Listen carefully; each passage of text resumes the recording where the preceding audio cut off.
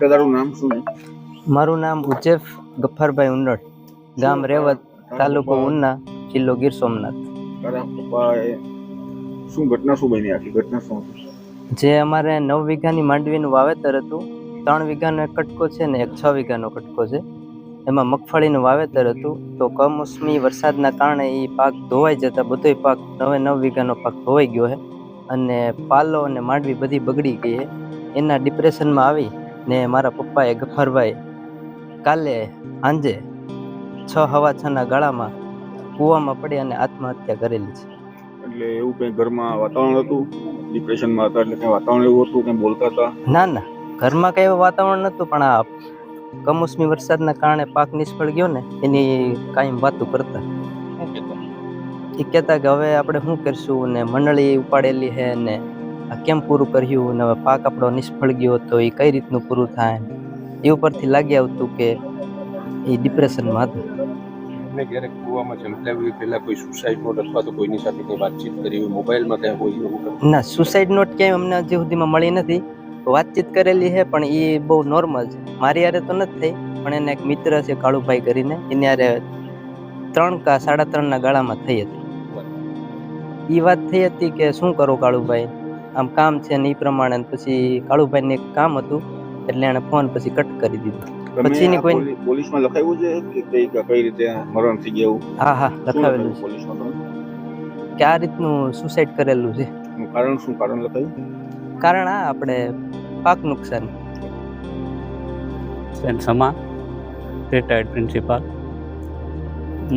આત્મહત્યા કરનાર ખેડૂત ગફ્ફારભાઈ મારા સેઢા પાડોશી છે. ગયા શનિવારે વરસાદ થયો એને આગલે રવિવારે એને ત્યાં ઓપને માંડવી કાઢવા માટે આવવાનું હતું. એટલે ખપાળી, પાવડો, કોદાળી લઈને મને સાંભા મળ્યા ને કીધું કે રવિવારે અમારે માંડવી કાઢવાની છે.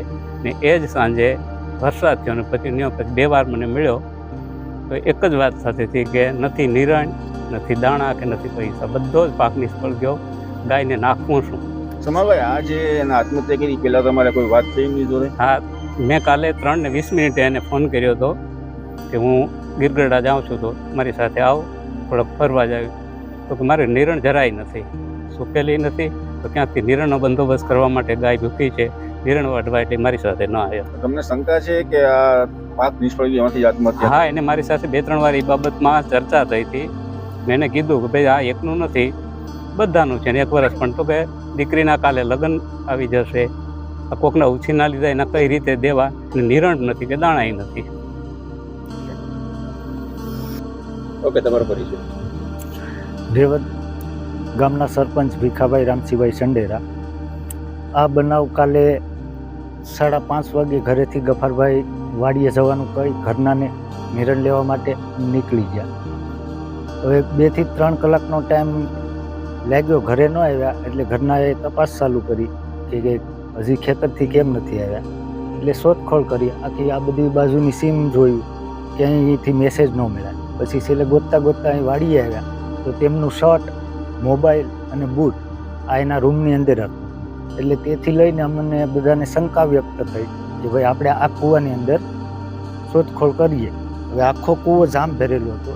2 મોટર મેલી અને પાણી સતત 4 કલાક 2 મોટર હાંકી અને અડધી વાયુનું પાણી ઉલ્લેસ કર્યો. એ પછી અમારા ગામના 3 થી 4 છોકરાઓ તરવૈયા હતા, તેમને વિચાર્યા અને તપાસ કરતા નીચે તળીએ શરીર ઉપર 3 થી 4 ફૂટનું પેઢિયું બાંધી અને આત્મહત્યા કરેલી હતી. આત્મહત્યા કરવાનું કારણ શું હોઈ શકે? આત્મહત્યા કરવાનું કારણ માત્ર ને માત્ર આ પાક નિષ્ફળ ગયો તેને લીધે એ માણસ ડિપ્રેશનમાં આવી ગયા. કેટલા ટાઈમથી ડિપ્રેશનમાં? એ ડિપ્રેશનમાં બસ આ વરસાદ સતત ચાલુ થયો ને એ પછી જે વ્યક્તિની હારે વાત કરે ને તો કે હવે મારું શું થાય, એને આ એક મગજમાં વાત હતી. અચ્છા, તમારે એમની જોડે ક્યારેય વાતચીત? હા, મારે 2 થી 3 વખત વાત થઈ હતી. સમજણ એ કે ભાઈ હવે આપણે આ પાક નુકસાનીનું શું થાય, કંઈ વળતરનું થશે કે નહીં. હું કહું નહીં, સરકાર જે નિર્ણય લેશે એ પછી આપણે આગળ પ્રોસેસ કરશું. સમજણો? એટલે અવારનવાર 2 થી 3 વાર મારી સાથે વાત કરેલી છે. અમને લઈને પોલીસમાં કોઈ ફરિયાદ અથવા તો આ ભાઈએ મૃતક જે છે એમને કોઈ સુસાઇડ નોટ કે એવું કંઈ લખ્યું છે? ના, સુસાઇડ નોટ નથી. ફરિયાદ કરી છે? હા, FIR સાંજે કરાવી.